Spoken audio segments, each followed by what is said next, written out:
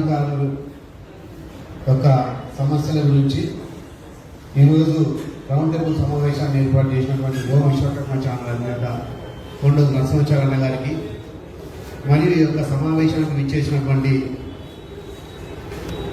మన చిత్తూరు ఉపేంద్రాచార్య గారు కానివ్వండి, దాసో శ్రవణన్న గారు కానివ్వండి, అట్లాగే ఐఏఎస్ చిరంకితులు గారు, ఇక్కడ విచ్చేసినటువంటి అందరికీ కూడా పేరు పేరున హృదయపూర్వక ధన్యవాదాలు తెలియజేస్తా ఉన్నాం.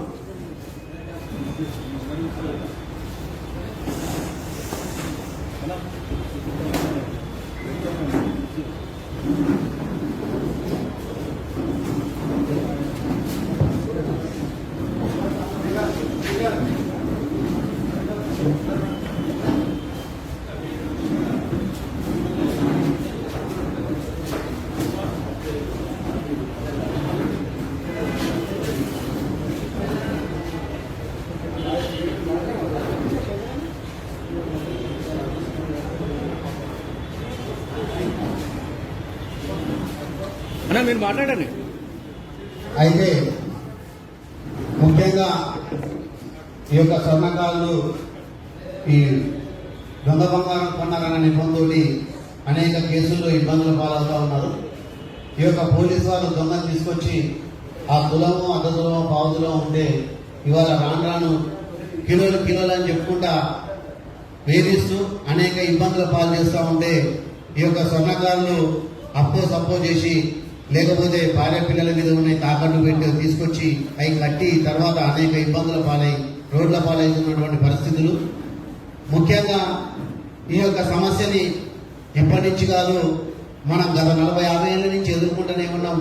అనేక మంది మంత్రులు, ఎమ్మెల్యేలు, అనేక మంది ప్రజాప్రతినిధులు, ప్రతిపక్షాలు, అధికార పక్షాలకు అధికారుల చుట్టూ తిరుగుతూ ఉన్నా కానీ ఇది మనం వెన్నంటే ఉంటుంది. ఈ సమస్యని మనం ఇప్పటివరకు కూడా మనం ఎదుర్కోలేకపోతా ఉన్నాం. ముఖ్యంగా 411 సెక్షన్ ఒకటి మనం చాలా ఇబ్బంది పెడతా ఉంది. బంగారం కొనడం నేరము అనే ఒక అంశం మీద గుంజెందుకు ఉన్నా కానీ అది కేసు నాన్ బెయిలబుల్ కేసు అని చెప్పేసి మనల్ని ఇబ్బందికరంగా ఆ యొక్క 411 యాక్ట్ మనం ఉంటా ఉంది. కాబట్టి ఈ యొక్క 411 యాక్ట్ ని మనం ఎప్పుడైతే సవరణ చేసుకొని మనకు అనుకూలంగా ఉండే విధంగా చట్టంలో మార్పు చేయించి ఒక చట్ట సభలో మార్పు చేయించి ఒక కొత్త చట్టాన్ని రూపొందించుకుంటే కానీ ఈ యొక్క సమస్యని మన నుంచి తప్పించుకోలేనటువంటి పరిస్థితి.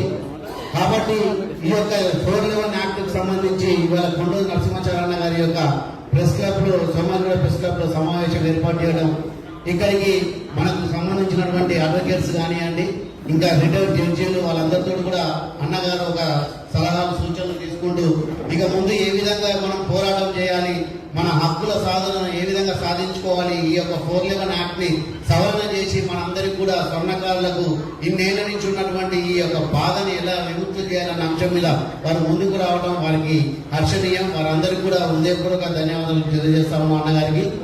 అట్లాగే ఈ యొక్క 411 యాక్ట్ ద్వారా ఈ ఇబ్బందులని మనం ఎదుర్కోవడానికి చట్టపరంగా భరోసా కల్పిస్తూ ఇవాళ కొండూరు నరసింహాచార్య అన్నగారు అనేక సందర్భాల్లో ఎవరినైనా మన స్వర్ణకారులు పట్టుకపోతే వాళ్ళ వెన్నంటూ ఉండి అనేక సందర్భాల్లో కట్టకుండా కూడా ధైర్యం నుంచి తీసుకొచ్చినటువంటి సందర్భాలు చాలా ఉన్నాయి. అట్లాగే లీగల్ గా కూడా చట్టపరంగా కూడా ఇవాళ మనం ఏబిఎస్ కార్పస్ లాంటివి కూడా ఉపయోగించి సిరిసిల్లాలో మన స్వర్ణకార సోదరులని ముగ్గురు పట్టుకపోతే వాళ్ళు ఒక 900 గ్రాములు బెదిరించి వాళ్ళతో ఒప్పిస్తే అసలు గుంజ కూడా కట్టకుండా ఉంటామని ఆ రోజు కొండూరు నరసింహాచార్య గారు అయితే మేము అనేక మంది మనందరం పోయి అక్కడ కూర్చొని ఒక ఏబిఎస్ కార్పస్ చేసి మనం వాళ్ళని బయటికి తీసుకురావడం జరిగింది. 900 గ్రాములు ఒప్పించినటువంటి పోలీసులు మనం ఏబిఎస్ కార్పస్ చేయగానే 3 కిలోలకు సంబంధించినటువంటి కేసులు మొత్తం ఆ సరౌండింగ్ లో ఎన్ని దొంగతనాలని అన్ని కూడా ఈయనే కొనడని చెప్పేసి 3 కిలోల కేసులు వారి మీద బనాయించడం జరిగింది. అయినా కానీ ఏబిఎస్ కార్పస్ ద్వారా వాళ్ళని తీసుకొచ్చి మనం లీగల్ గా కొట్లాడి 1 సంవత్సరం 6 నెలల తర్వాత 1 సంవత్సరం లోపల ఒక గుంజ బంగారం కట్టకుండా 3.5 కేజీల బంగారం కట్టకుండా ఒక గుంజెత్తు కట్టకుండా బయటికి తీసుకొచ్చినటువంటి సందర్భాలు ఉన్నాయి. ఎందుకంటే వాళ్ళ చట్టాలు బలంగా ఉన్నాయి, మనం చట్టాలను వినియోగించుకోవాలి. ఇందాక ఉపేంద్రాచార్య గారు చెప్పినట్టు మనం భయపడతా ఉన్నాం.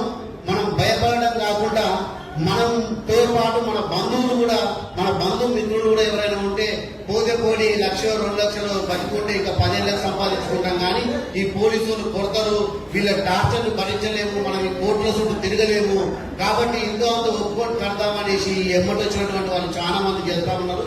అది వాస్తవం.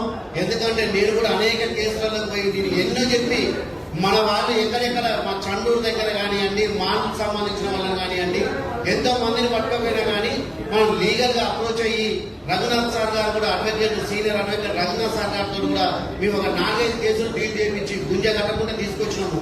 ఇవన్నీ చెప్పినా కానీ మన వాళ్ళు భయపడతా ఉన్నారు. దయచేసి మన వాళ్ళందరూ కూడా ఒకటే చెప్తా ఉన్నాను, ఎవ్వరు కూడా భయపడకూడదు. ఎక్కడైనా సరే ఈ పోలీసు వాళ్ళు దెబ్బలు కొడతారు, వేధిస్తారని చెప్తా ఉన్నారు. ఒక దెబ్బ పడితే కూడా ఆ పోలీసు వాళ్ళని సస్పెండ్ చేసేటటువంటి చట్టాలు ఉన్నాయి, యాక్ట్లు ఉన్నాయి, అవన్నీ కూడా మనం చేయాలి. ఒకనొక సందర్భంలో మా నల్లగొండ టౌన్ లో ఒక స్వర్ణకార సోదరుని ఇట్లనే తీసుకుపోయి పోలీసు వాళ్ళు టార్చర్ పెడితే ఆయనని సస్పెండ్ చేయించేదాకా కూడా మేము వదిలిపెట్టలేదు. మేము బలంగా కొట్లాడుతూ ఉన్నాం. మాకు ఒకటే చెప్తా ఉన్నా, నేను అనేక సందర్భాలలో చెప్తా ఉన్నా, నాయకుడు అనేవాడు ఒక ఆయుధం లాంటి వాడు. ఆ ఆయుధాన్ని మీరు సరైన పద్ధతిలో వాడుకుంటేనే మీకు ఉపయోగం ఉంటుంది, లేకపోతే మాత్రం అది తుప్పుపట్టిపోతుంది ఆ మూలకు పడేస్తే. కాబట్టి ఆ వాడుకునే దమ్ము మీకు ఉండాలి. ఒక గొడ్డలి ఉందనుకోండి, కొన్ని వేల సంవత్సరాల నుండి పెను తుఫాన్లకు కూడా చెక్కు చెదరని పెద్ద వృక్షం కూడా ఆ గొడ్డలి పెట్టుతోటి నేలమట్టమవుతుంది. అంటే ఆ శక్తి ఆయుధానికి కాదు, ఆయుధాన్ని వాడుకునే దమ్ము మనకున్నప్పుడే మాత్రమే మనం అది వినియోగించుకుంటేనే మనం అక్కడి నుంచి చేయగలుగుతాం. కాబట్టి వాళ్ళ చట్టాలు ఉన్నాయి.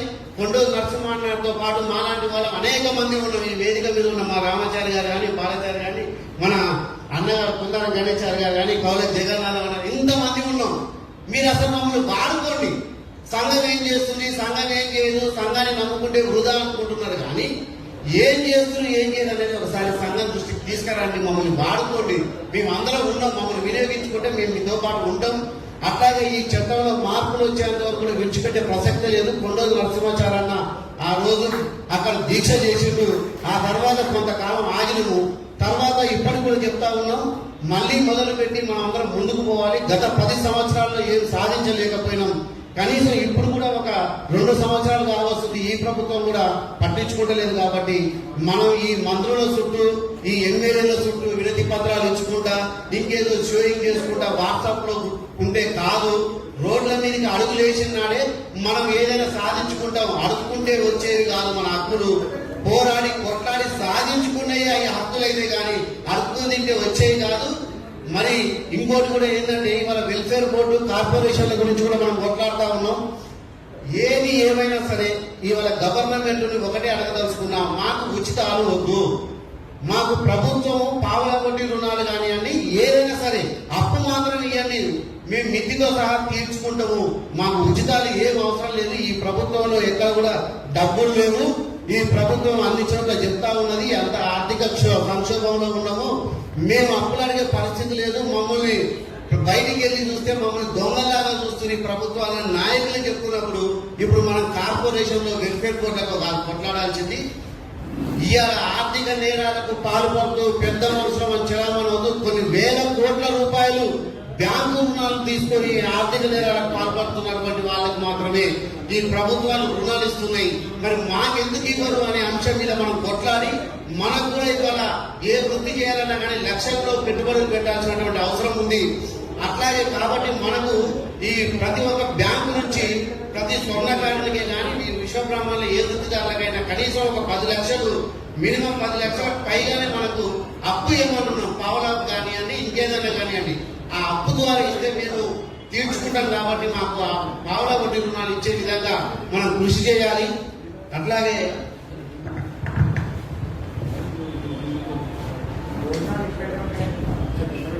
భోజనాలు కూడా వసతులు ఇక్కడ ఏర్పాటు చేసింది కాబట్టి అందరూ ఉండాల్సిందిగా కోరుతున్నాం. అట్లాగే ఇవాళ అనేక మంది ఆత్మహత్యలు కూడా చేసుకుంటున్నారు. స్వర్ణకారులు పనులు లేక, పెట్టుబడులు లేక, ఇవాళ కార్పొరేట్ వ్యవస్థలతో పోటీ పడలేక చాలా కుటుంబాలు ఇవాళ రోడ్డు పాలవుతా ఉన్నాయి. మేము ఒకటే చెప్తా ఉన్నాం, దయచేసి మీరు ఆత్మహత్యలు తొందరపడి చేసుకొని మీ కుటుంబాలను రోడ్డు పాలు చేయకండి. సంఘాలు ఉన్నాయి, మేమందరం ఉన్నాము. ఇవాళ ప్రభుత్వంతో కొట్లాడదాం. మలబార్ లాంటి పెద్ద పెద్ద ఫ్యాక్టరీలు వస్తున్నాయి. ఇవాళ దానివల్ల మా వృత్తి మొత్తం అంతరించిపోయేటటువంటి పరిస్థితి ఉంది. ఇవాళ రాజస్థాన్, మార్వాడికి సంబంధించిన వాళ్ళు కూడా గ్రామీణ స్థాయిలో పల్లెటూళ్ళలో ఇవాళ పొట్టలు కొట్టేటటువంటి పరిస్థితులు ఉన్నాయి. కాబట్టి వీటన్నిటి మీద కూడా మనము ప్రతి ఒక్క ఈ రాష్ట్ర స్థాయిలో ఇక్కడ హైదరాబాద్ అనే కాదు, ప్రతి జిల్లా కేంద్రంలో కూడా అవసరం అనుకుంటే 119 నియోజకవర్గ స్థాయి కేంద్రాలలో కూడా ఈ అవగాహన సదస్సులు పెట్టి అక్కడ ఉన్నటువంటి అందరు విద్యావేత్తలు కానివ్వండి, ఇవాళ మేధావులు అనేక మంది, మన అడ్వకేట్స్ మేధావులు అనేక మంది మన విశ్వబ్రాహ్మణుల దాంట్లో ఉన్నారు. వాళ్ళందరితో మోటివేట్ చేయించి అన్ని నియోజకవర్గ స్థాయిలో కూడా ఈ అవగాహన సదస్సులు, ఈ రౌండ్ టేబుల్ సదస్సులు నిర్వహించి ప్రతి ఒక్కరికి కూడా మేము ఉన్నామనే ధైర్యాన్ని కల్పించే విధంగా కృషి చేయాలని కొండోజు నరసింహాచార్యాన్ని తెలియజేస్తూ, మీరు ఎల్లంటే మా వెన్నంటే ఉండి మా అందరికి కూడా ఎల్లవేళలు ఉండాలని గణేశారన్న కానివ్వండి, కౌల జగన్నాథం కానివ్వండి, ఇంకా వివిధ రంగాల్లో ఉన్నటువంటి వివిధ సంఘాల్లో ఉన్నటువంటి ప్రతినిధులందరూ కూడా మాకు వెన్నంటే ఉండి మాకు పూర్తి సహకారం అందించి ఈ విశ్వబ్రాహ్మణులు ఎదుర్కొంటున్నటువంటి సమస్యలు, వీళ్ళ హక్కుల పోరాటాలకు ఉండాలని తెలియజేస్తూ ఈ యొక్క సమావేశానికి అవకాశం ఇచ్చినటువంటి అన్నగారికి ధన్యవాదాలు తెలియజేస్తూ ముగిస్తున్నాము. జై విశ్వకర్మ, జై